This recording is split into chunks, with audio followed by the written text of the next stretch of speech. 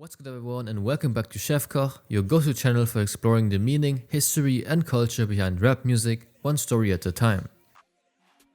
Leave a like and a sub if you enjoy content like this, join the community Discord through the link in the description if you like to talk about rap and get regular updates for the channel. And now, sit back and enjoy today's video in which we're going to talk about the plug pioneer who made a full career rebrand and turned into a viral trap sensation in 2025, MexikoDro. No, 95, I needed 95. When to get a job, got denied when I tried. MexikoDro is a rapper and producer from the southwest side of Atlanta who started making music in the early 2010s. Despite not knowing musical theory or any keys on the piano, he was able to teach himself how to make beats after his cousin downloaded the demo version of FL Studio. The producer Stupid Cool then discovered Mexico's beats and invited him into the highly influential Beat Plugs collective with other important producers like Corey Lingo or Polo Boy Shorty. And together with this group, MexikoDro started the legendary plug wave in 2013, which became one of the biggest rap subgenres on SoundCloud.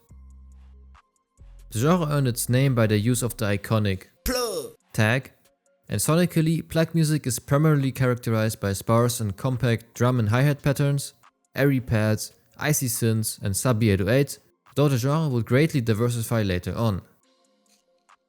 During the early plug era, MexikoDro's music was primarily inspired by Cash Money and No Limit Records, as well as by Juicy J, Gucci Mane, Project Pat, Southside, T.I., Waka Flocka Flame and Zaytoven of course. Especially Zay's more minimalistic and rhythmically unique production was a big influence on the entire Beat Plugs collective, and without him, plug would not exist like we know it today. But now let's talk about MexikoDro's production credits, starting all the way back in 2014, when Dro produced 100 Bag Jerk by Young Nudie and Boomerang by Kodak Black, arguably two of the earliest plug songs. In addition, he executively produced the album NASCAR Jackets and Booze by Curb Lagoop, worked with artists like Black Smurf, Diego Money, Jose Guapo, Marcy Main and Uno the Activist, and during that era, MexikoDro also met Playboi Carti, with whom Dro would work regularly until 2016, and MexikoDro produced by myself as well as Smash Part 2 by Carti in 2014. Moving on to 2015, Dro made the instrumentals for Hello O's by Lil Yachty and Gassed Up by Nebuchadnezzar, which went super viral on social media at that time, so this would generate a lot of buzz for MexikoDro in the industry.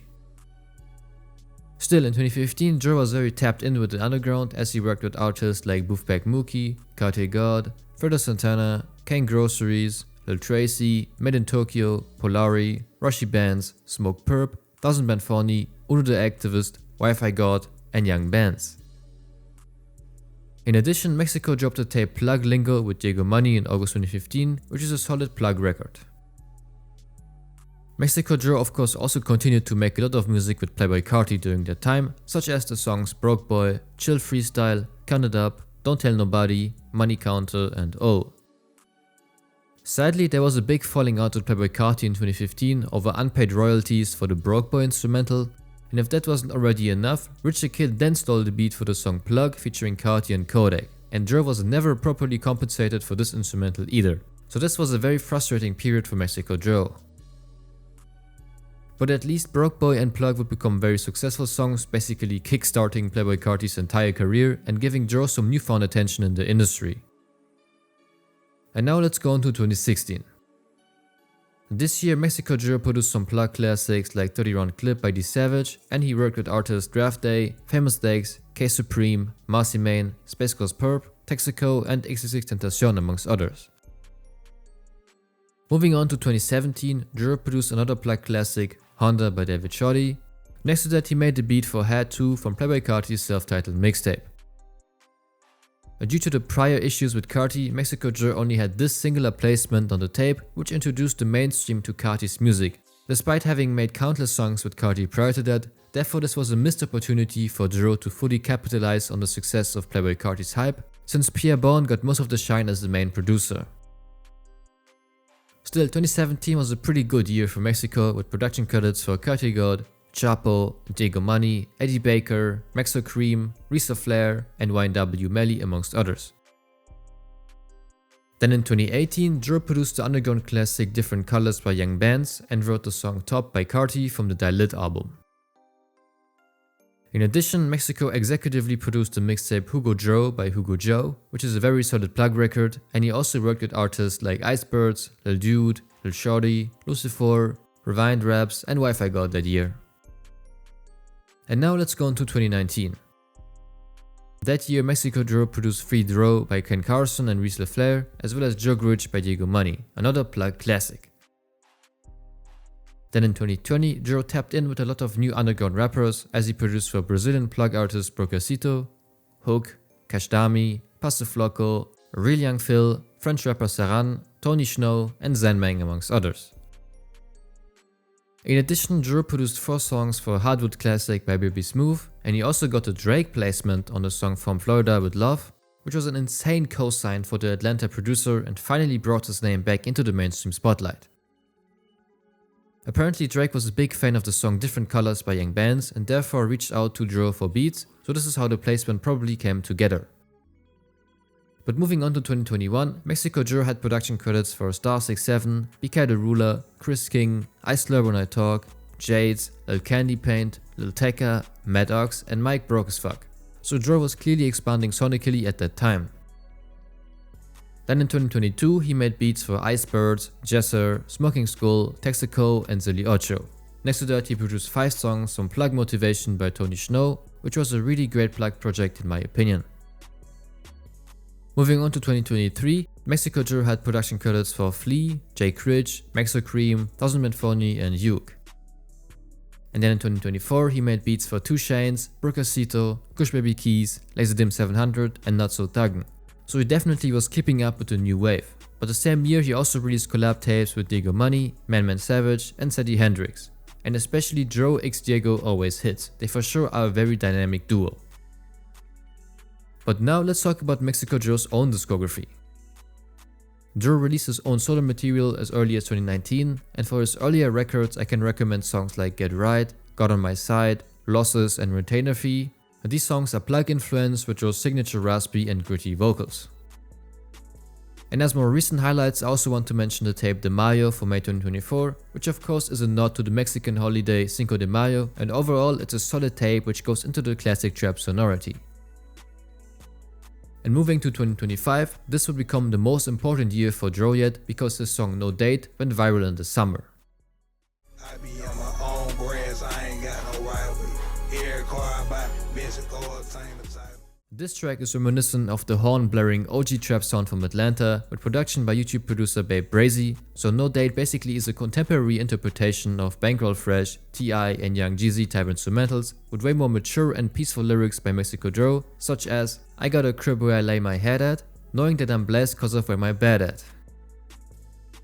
The virality of this song resulted in MexikoDro landing a record deal with Republic Records, and Dro stayed consistent all year long, dropping strictly trap bangers like Marta, in which Mexico rapped about putting God first, staying in shape, and not going back to riding the bus. Next to that we have Hyde, which talks about finding peace of mind and rejecting the label-driven chase for stardom, as well as Remy, another certified banger in which Dro opens up about his experiences of quitting drugs and getting clean.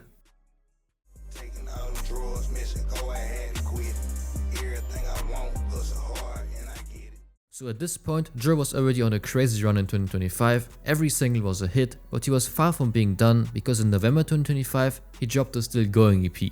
A great project with no skips and no features, and my favorite song on here has to be Hurt. I be making songs just to get it out my chest. All my listeners, they say Mexico the best. As you can hear, what's so refreshing about Mexico's current trap revival are the loose conversational flows and minimal hooks that feel effortless rather than explosive. In addition, MexikoDro's voice as a rapper isn't glossy or highly produced, it's gritty and unfiltered, which gives his bars a lived-in feel rather than the polished mainstream sheen. And the substance of the songs gives off an older brother / wise uncle type of feeling. Dro nowadays is way more mature, confident, optimistic, and laid back in his new records.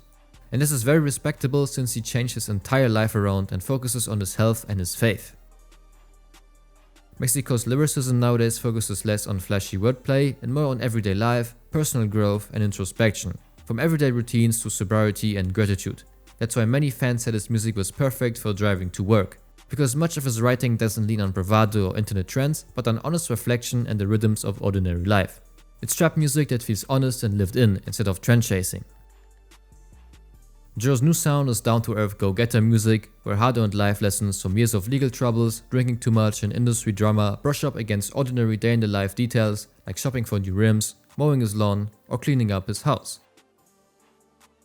And Mexico's now getting in his 30s, so he's already lived through a lot, including some very difficult times in the past, and what I like a lot is that he's trying to spread some life advice in his new music, to help listeners to navigate their own problems, and I think that's another reason why his current sound resonates so much with the rap community, since many listeners are getting tired of the overall negative stereotypes of drill and gangster rap. So as a conclusion, MexikoDro for sure deserves his credit as a producer for creating one of the most influential genres for the modern underground. He produced some of the biggest songs of the last decade and created an entire wave of new producers and artists. Dro especially was a big influence on the 2021 SoundCloud scene and plug revival movement, with artists like 10K Duncan, Cash Dami and Tony Snow amongst others, and a lot of rappers were looking up to him. Uno the activist and Made in Tokyo, as well as ATL Smoke, honored him by naming one of their songs MexikoDro. In addition, Cash Dami made the song Shoutout Dro, which definitely helped Dro to build up his producer legacy. However, MexikoDro also deserves his credit as the rapping forerunner of the current trap revival that is partaking all over the underground. Dro did a full career rebrand, is dropping straight heat, and his music rightfully is more popular now than ever before. Mexico's been in the game for over a decade already, but is finally receiving his flowers, and the switch from plug pioneer to viral rapping sensation in 2025 is very impressive. With that being said, thank you so much for watching this video till the end, leave a like if you enjoyed it, and don't forget to subscribe to the channel, that helps me out a lot. Cheers!